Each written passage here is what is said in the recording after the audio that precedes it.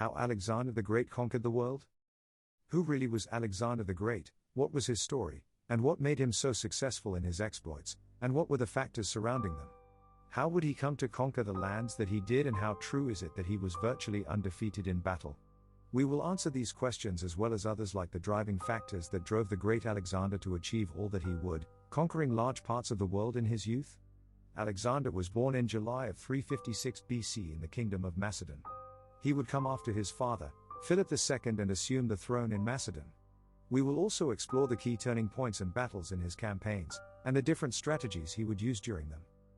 In Western, Central and South Asia he would take part in military campaigns as well as those in Egypt. The empire that he would eventually come to rule would be one of history's largest.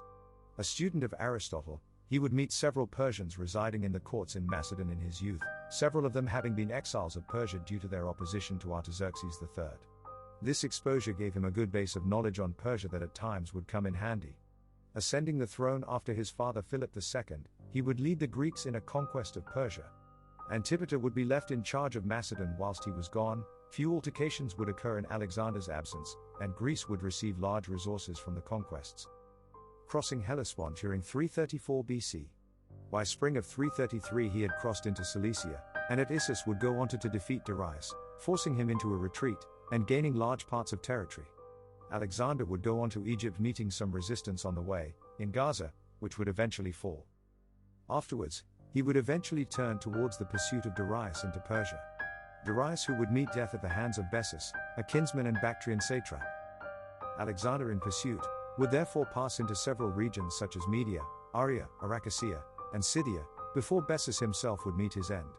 The Battle of Hydaspes, in the future, would be a key battle, where he would gain a win over an ancient Indian king.